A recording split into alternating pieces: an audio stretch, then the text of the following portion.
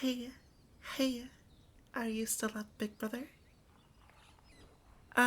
Seriously, you always say you're going to listen to me and help me, but then I find you trying to fall asleep. You're such a lazy big brother. But, whatever. My teacher said I should practice reading this out loud, and you're the only one around, so. You're stuck with me, loser. Let's get comfortable, okay? Here, rest your stinky head on my lap. Not like anyone else would let you. I'll try to keep my voice soft, nice and slow, so you can just relax while I go through this. But don't blame me if you actually learn something for once. Okay, so. My report is about the murder of Julius Caesar. Yeah, that Caesar. The Roman guy, dictator, general, politician, super important, and also, apparently, very bad at noticing when people are about to stab him. Like this. Stab. Okay, I'll behave. For now. So, we start in the late Roman Republic. By this point, Rome wasn't really functioning the way it was supposed to anymore. There was constant political struggles between different factions, mainly the Optimates, who supported the traditional Senate elite, and the Populares, who claimed to represent the common people. Caesar aligned himself more with the Populares, at least politically, but really, he was ambitious. Like, really ambitious. He just took whatever or whoever he wanted. Well, he rose through the ranks, became a skilled general, and gained massive popularity after his campaigns in Gaul, which is basically modern day France. Those campaigns made him rich, powerful, and honestly, kind of unstoppable.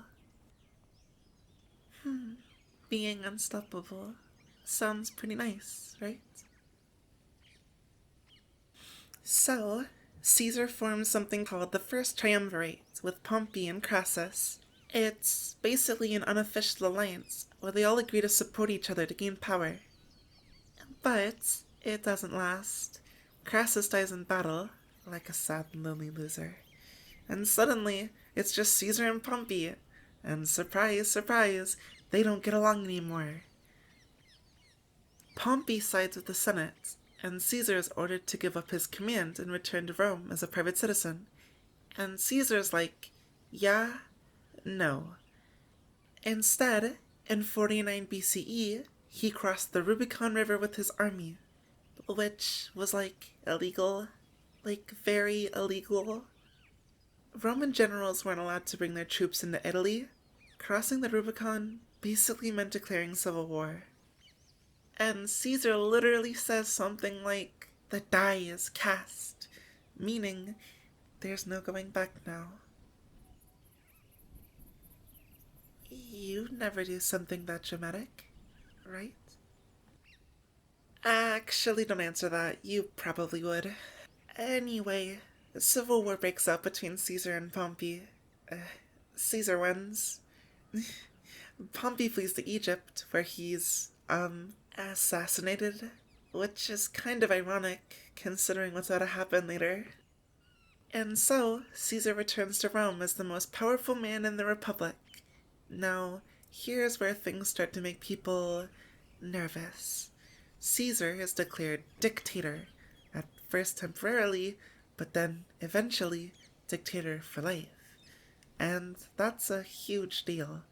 Like, so huge.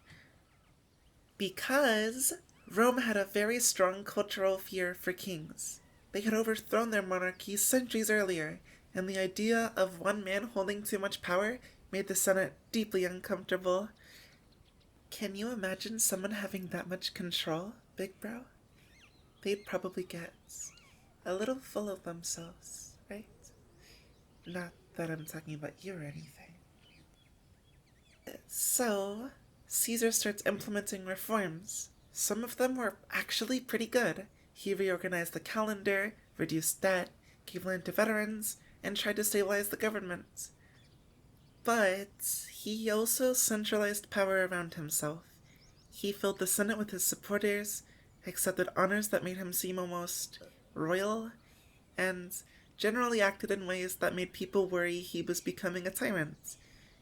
And that's when the conspiracy starts forming. So, a group of senators, 60 or so, begin plotting to assassinate Caesar. They call themselves the Liberators. They claim they're doing it to save the Republic. But honestly, some of them were probably just jealous. Or afraid of losing their power. Two of the most notable conspirators are Brutus and Cassius. Brutus is especially important because Caesar supposedly trusted him. Some sources even suggest Caesar saw Brutus almost like a son, which makes what happens next kind of worse. You'd never betray me, right, big brother? The assassination was planned for the Ides of March. That's March 15th, 44 BCE. The Senate was meeting at the Theater of Pompey, and Caesar was supposed to attend. But now there are all these little warning signs, like a soothsayer supposedly tells Caesar to beware the Ides of March. His wife, Calpurnia, has nightmares about his death, and begs him not to go, and there are even rumors that he received written warnings about the plot. But Caesar ignores them all. You'd listen to me if I warned you about something, right? You'd better. And so, Caesar arrives at the Senate. Everything seems normal. The conspirators gather around him, pretending to present a petition. One of them, Lucius Tullius Cimber, approaches and grabs Caesar's toga like he's asking for a favor, distracting him. That's the signal. Suddenly, they attack. Caesar reacts and tries to defend himself, and at first, he resists.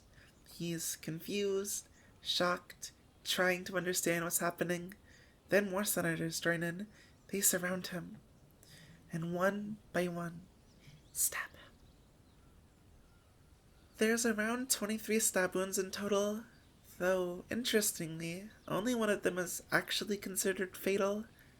That's a lot, huh? Almost like they weren't just trying to kill him, but they were trying to make a point. And then Caesar sees Brutus. Depending on the source, his reaction changes. Some say he stops resisting the moment he sees him, like that betrayal is what finally breaks him, and that's where the famous line comes from. Et tu, Brute? In the end, Caesar's death doesn't save the Republic. It actually helps lead to its collapse, and the rise of the Roman Empire under Augustus. But that's a story for another time. Kinda tragic, don't you think? Anyway, that's the end of my report. You probably didn't even hear half of it, but I guess that's fine. You look so peaceful when you're asleep. Hey, big bro. You know I'd never betray you, right? Just like you'd never betray me.